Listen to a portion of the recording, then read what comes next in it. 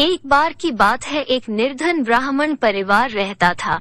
एक समय उनके यहाँ कुछ अतिथि आए। घर में खाने पीने का सारा सामान खत्म हो चुका था। इसी बात को लेकर ब्राह्मण और ब्राह्मण पत्नी में ये बातचीत हो रही थी। ब्राह्मण, कल सुबह कर्क संक्रांति है। भिक्षा के लिए मैं दूसरे गांव जाऊंगा। वहाँ एक ब्राह्मण सूर्यदेव की तृप्ति के लिए कुछ दान करना चाहता है।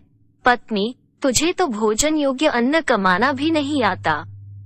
तेरी पत्नी होकर मैंने कभी सुख नहीं भोगा, मिष्टान नहीं खाए, वस्त्र और आभूषणों को तो बात ही क्या कहनी। ब्राह्मण, देवी, तुम्हें ऐसा नहीं कहना चाहिए। अपनी इच्छा के अनुरूप धन किसी को नहीं मिलता। पेट भरने योग्य अन्न तो मैं भी ले ही आता हूँ। इससे अधिक की तृष्णा का त्याग कर दो। अति तृष्णा के चक्कर में मनुष्य के माथे पर शिखा हो जाती है। ब्राह्मणी ने पूछा, ये कैसे? तब ब्राह्मण ने सूअर, शिकारी और गीदड़ की यह कथा सुनाई। एक दिन एक शिकारी शिकार की खोज में जंगल की ओर गया। जाते जाते उसे वन में काले अंजन के पहाड़ जैसा काला बड़ा सूअर दिखाई दिया। उसे देखकर उसने अपने धनुष की प्रत्यंचा को कानों तक खींचकर निशाना मारा। निशाना ठीक स्थान पर लगा। सूअर घायल होकर शिकारी की ओर दौड़ा। शिकारी भी तीखे दांतों वाले सूअर के हमले से गिरकर घायल हो गया। उसका पेट फट गया। शिकारी और शिकार दोनों का अंत हो गया। इस बीच एक भटकता और भूख से तड़पता गीदड़ वहां आ निकला।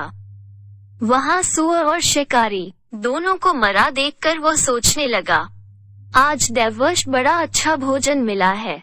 कई बार बिना विशेष उद्यम के ही अच्छा भोजन मिल जाता है। इसे पूर्व जन्मों का फल ही कहना चाहिए। ये सोचकर वो मृत लाशों के पास जाकर पहले छोटी चीजें खाने लगा। उसे याद आ गया कि अपने धन का उपयोग मनुष्य को धीरे धीरे ही करना चाहिए। इसका प्रयोग रसायन के प्रयोग की तरह करना उचित है। इस तरह अल्प से अल्प धन भी बहुत काल तक काम देता है। अतः इनका भोग मैं इस रीति से करूंगा कि बहुत दिन तक इनके उपभोग से ही मेरी प्राण यात्रा चलती रहे। यह सोचकर उसने निश्चय किया कि वो पहले धनुष की डोरी को खाएगा। उस समय धनुष की प्रत्यंचा चढ़ी हुई थी। उसकी डोरी कमान के दोनों सिरों पर कसकर बंधी हुई थी। गीदड़ ने डोरी को मुख में लेकर चबाया।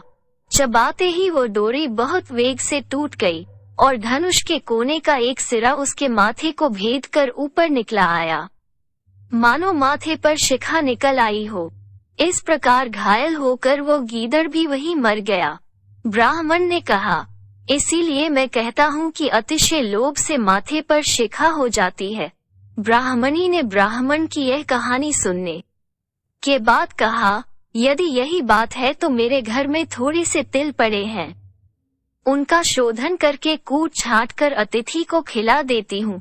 ब्राह्मण उसकी बात से संतुष्ट होकर भिक्षा के लिए दूसरे गांव की ओर चल दिया। ब्राह्मणी ने भी अपने वचनानुसार घर में पड़े तिलों को छांटना शुरू कर दिया। छांट पछोड़ कर जब उसने तिलों को सुखाने के लिए धूप में फैलाया तो एक कुत्ते ने उन तिलों को मूत्र विष्ठा से खराब कर दिया। ब्राह्मणी बड़ी चिंता में पड़ गई। यही तिल थे जिन्हें पकाकर उसने अतिथि को भोजन देना था। बहुत विचार के बाद उसने सोचा कि अगर वो इन शोधित तिलों के बदले अशोधित तिल मांगेगी तो कोई भी दे देगा।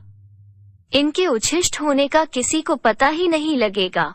यह सोचकर वो उन तिलों को छाछ में रखकर घर घर घूमने लगी और कहने लगी, कोई इन छटे हुए तिलों के स्थान पर बिना छटे तिल दे दे। अचानक ये हुआ कि ब्राह्मणी तिलों को बेचने एक घर में पहुंच गई और कहने लगी कि बिना छटे हुए तिलों के स्थान पर छटे हुए तिलों को ले लो। उस घर की गृहपत्नी जब ये सौदा करने जा रही थी तब उसके लड़के ने, जो अर्थशास्त्र पढ़ा हुआ था, कहा, माता, इन तिलों को मत लो। कौन पागल होगा जो बिना छटे तिलों को लेकर छटे हुए तिल देगा। ये बात निष्कारण नहीं हो सकती। अवश्यमेव इन छटे तिलों में कोई दोष होगा। पुत्र के कहने से माता ने ये सौदा नहीं किया। सीख, बिन कारण कार्य नहीं।